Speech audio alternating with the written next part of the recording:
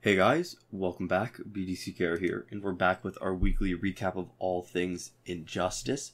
This is for the week of December 17th, 2020. The current character challenge is Arkham Origins Bane. That is a 1-week repeat, and the required characters for that are Deathstroke, Black Adam, and Sinestro, who are Bronze, Silver, and Bronze, respectively, if you're looking at the lowest tier that you can get these characters.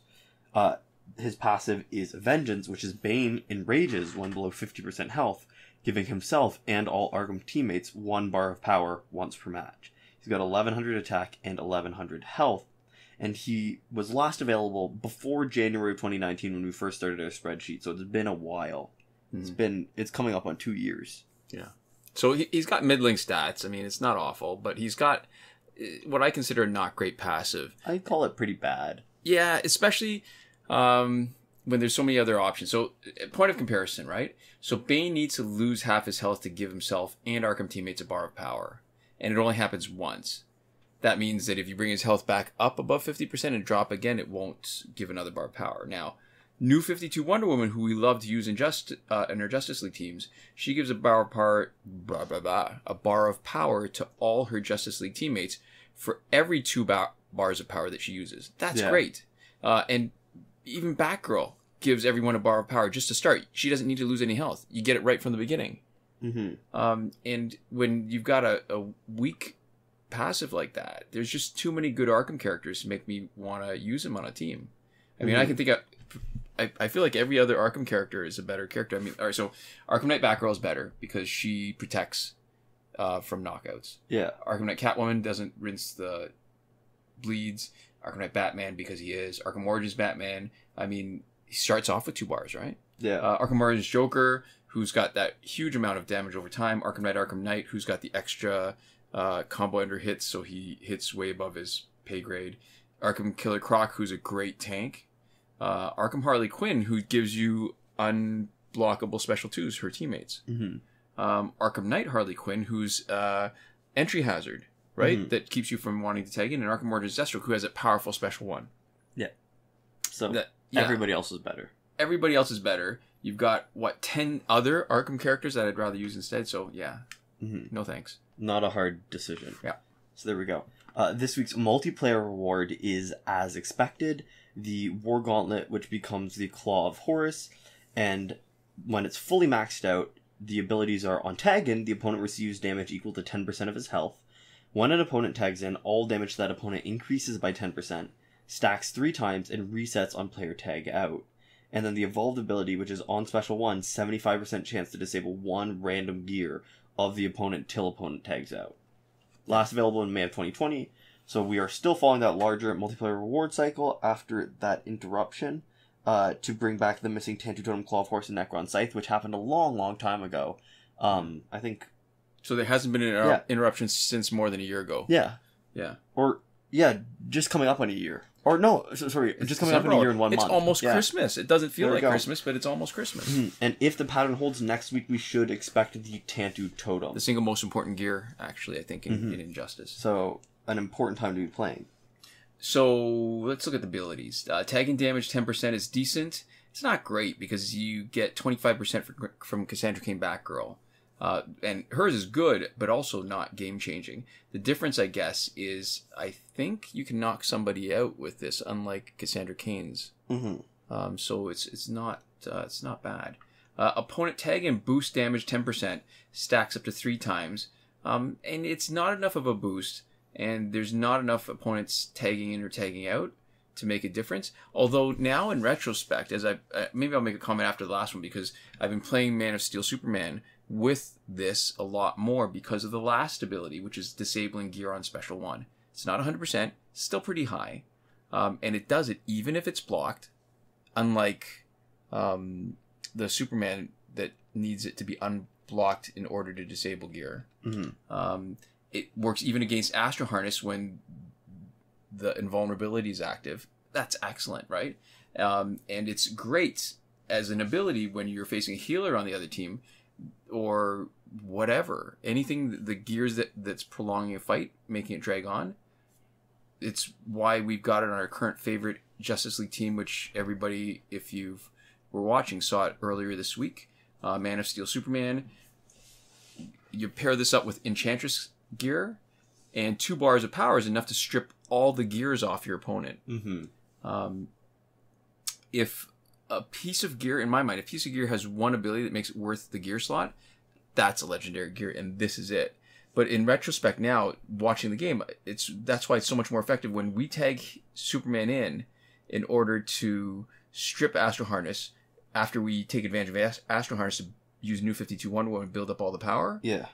When they tag out and the next one tags in, it's actually... I'd forgotten about this last ability because I never worried about it. We're doing even extra damage. So having all those bars of power that New 52 Wonder Woman gives them, absolutely brilliant. So there we go. Moving on to the store, we have the Batman Ninja Batman pack for $25.99 Canadian. That includes 100,000 power credits and Batman Ninja Batman, of course.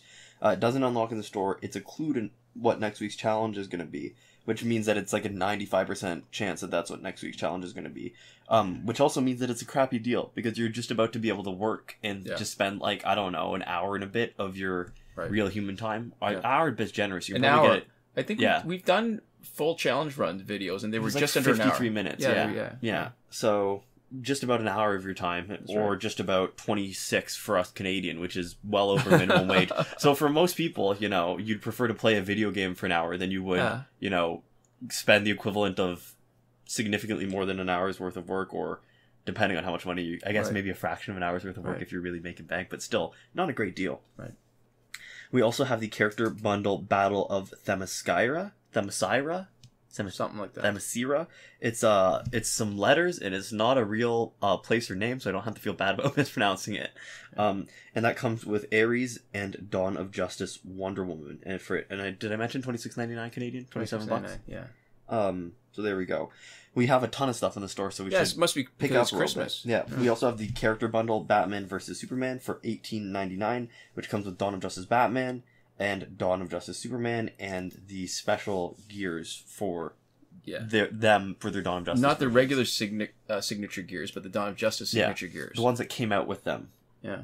We also have the Suicide Squad character bundle, which comes with Suicide Squad Harley Quinn and Suicide Squad Joker, and then 2 random gears out of the 5 signature gears. There's a 35% chance of each of those, and the Suicide Squad companion gears, which there's a 10% chance of getting any of those. Right. And did you mention only $19 Canadian? Decent. Actually, it's close to being a really decent price considering you're getting 2 characters. Yeah, we're always talking in terms of how much they normally ask you to pay. Yeah. So it's a good price for the amount that stuff normally costs, but I wouldn't say it's a great deal. Right. We also have the Christmas Pack 2 for $24.99 Canadian, and that comes with 3 random golds and then 100,000 credits. And there's a 0.97% chance each for Ares Bane, Hawk Girl, Luchador Bane, Prison Superman, and Regime Superman. And then a 94.18% chance of just gold, they say. And then you get gears. And is it 1 gear or is it a couple gear? Oh, I can't remember. I forget how many gear it is. That's unfortunate. You'll find it if you check. I guess the gear is not the main selling feature. 3, and there's a 15% chance of rare, 35% chance of uncommon, and 50% chance of common gear. Yeah. And so the other Christmas pack is the Christmas Pack 1. It's just under half the price, but you only get a third of the characters and less than a third of the power credits. And in an interesting trend that they've been keeping up, there's another celebration pack. This week is the Joker celebration pack, again for 300 nth metal. And it says it contains 1 gold or nth metal character and some cards. 5% it's a medal, the Batman Who Laughs, who's really Joker. 7.5% chance each of a bunch of different Jokers. So Arkham Origins Joker, Batman Ninja Lord Joker, Insurgency Joker, Suicide Squad Joker Unhinged, Killing Joke Joker, and 57.5% some other gold character. So interesting. Yeah, it's actually kind of makes me feel a little bit optimistic, because even though they're not putting out really new content as far as characters, something's up. There's these kind of packs, 3 weeks in a row, something that we haven't had before. It's something, right? Yeah, it feels like it's content.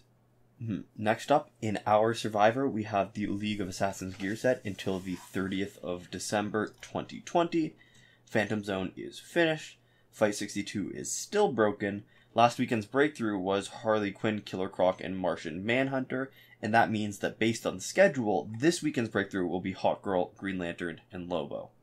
Mm-hmm. And if you want to check that information out for yourself, there is a link in the description to a Reddit thread from user Devlin16, which goes over the complete breakthrough cycle. Yeah. So you can see that for yourself. All right, so moving on to the current glitches. Spoiler alert, nothing has changed.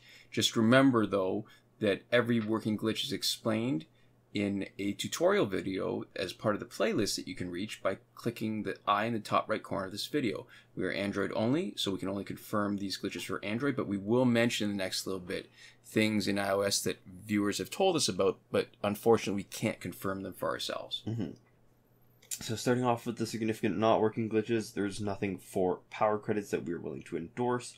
In Season 6, Episode 9 of our P&Q and CNA&T, we talk at length about why we're not willing to endorse the one that is out there that requires 2 devices.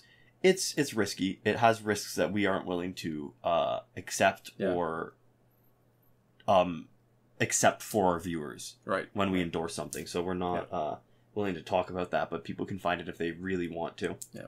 A glitch for getting past multiplayer season rewards repeatedly. I was going to say repeated and rewards. I was trying to... We've had a long day. Yeah, it's been a long day. Maybe we'll talk about it next Q&A if we're so inclined. Getting multiplayer season rewards early is not working in an exploitable way. And when Phantom Zone is around, there has not been a glitch to get through it quickly. Mm-hmm. And so moving on to working glitches. Mm-hmm. The glitch that you play Phantom Zone repeatedly was still working as last you checked. But you can't test it now, so we only mention it next to the challenge reset method, which requires Google Play Cloud Save, which is still working. We've tested and confirmed that on Arkham Origins Bane, and we mention them together because it's the same glitch. If you're doing one, you do both, and you always want to check. You always want that little voice in the back of your head saying, do I want to reset the Phantom Zone? Right. Every time you reset the challenge, or vice versa. Right. Even if it's not there, you want to make sure that you don't lose that. And hopefully, if we bring it up and you watch all these videos, we will be that little voice for you saying, but do I want to reset my progress on both? The question is, will it sound like you or will it sound like me? I don't know. If you're on Android 10, we aren't. We're on Android 9. But if you're on Android 10 and having trouble because you need to re-download more than a gig of data every time you clear app data to do the challenge reset, possible solution, cut and pasted into the description from a viewer 10 made Kakde, about which files you want to move around so that you don't have to re-download them when you clear your app data.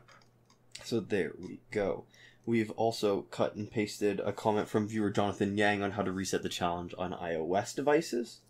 The breakthrough glitch that you play repeatedly is still working. The airplane mode / refund glitch is still working. That's good for anything that you don't need an online connection when you're redeeming a random reward. Right. And when we say you don't need an online connection, that excludes the Phantom Zone because it does require an online connection. For us, it does. For us it does, and we haven't been able to confirm with anybody else in a way that satisfies us that they're getting the rewards. People have said it, but. So time shifting still works on Android for unlimited survivor play and energy recharges again. Remember to bring your countdown clock back to normal before you finish. There are potential consequences of having your challenge not show up in time or having Phantom Zone not start at the right time. Yep. And in between the not working and working glitches, we have the promotion glitch where you can promote characters that are still locked. And it hasn't had the right conditions for forever, so it's not testable, it's not usable, but it has never actually failed us. So we're keeping it in there just in case. Like King Arthur or Jesus, the once and future king, or the second rising, we're waiting for it to come back and become... There's a word for that. It's not quite heathen, but it's infidel. Oh. So, all right. So, and that's it for this week. A big thank you to our patrons on Patreon. That's Consul Peasant and Edwoon at the top tier last word. Mohammed Albshaiti at the Your Message Here tier. Shawn Farrell, Daniel Simonson, Aaron Maule, Michael DeVries, Brandon C., Irvin Ruiz, and Eddydoo at the credited level. And Chris Wolff, Scarlet, Dani, Awesomegamer 2-for-1, Pavu RS, Gavin Mallott, and Isfar E at the gratitude level. There we go. Thank you so much for watching, and we'll see you next time. Komoda.